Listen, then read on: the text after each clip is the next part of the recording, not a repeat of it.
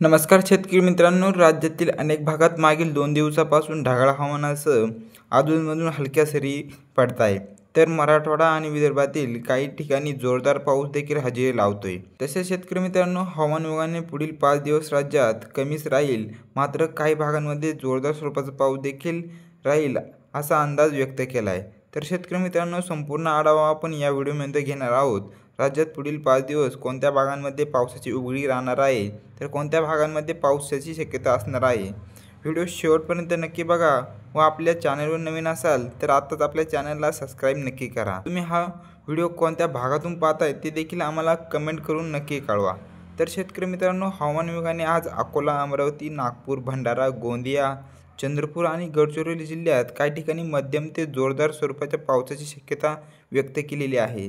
तर दक्षिण मराठवाडा आणि खानदेशात काही ठिकाणी ढगाळ हवामानासह हलक्या ते मध्यम स्वरूपाच्या पावसाचा अंदाज देखील देण्यात आलेला आहे. तसेच शेतकरी मित्रांनो, कोकण, मध्य महाराष्ट्र आणि मराठवाड्यातील इतर जिल्ह्यांमध्ये पावसाची उघडीप राहील असाही अंदाज हवामान विभागाने दिला आहे. तर उद्या नागपूर, भंडारा, गोंदिया, चंद्रपूर आणि गडचिरोली जिल्ह्यात काही ठिकाणी जोरदार पावसाचा अंदाज देखील हवामान विभागाने दिलेला आहे.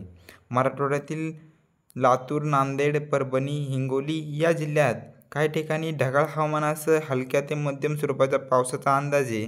तर विदर्भ आणि मराठवाड्यातील इतर जिल्ह्यांमध्ये आणि कोकणात पावसाची उघडीप राहणार आहे.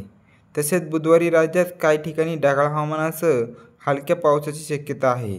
तसेच गुरुवारी अकोला, वर्धा, सांगली, सोलापूर, धाराशिव, लातूर, नांदेड, परभणी, हिंगोली या जिल्ह्यात काही ठिकाणी ढगाळ हवामानासह हलका ते मध्यम पावसाचा अंदाज हवामान विभागाने दिला आहे. तर राज्याच्या इतर भागांमध्ये गुरुवारी पावसाची उघडीप राहण्याची शक्यता आहे.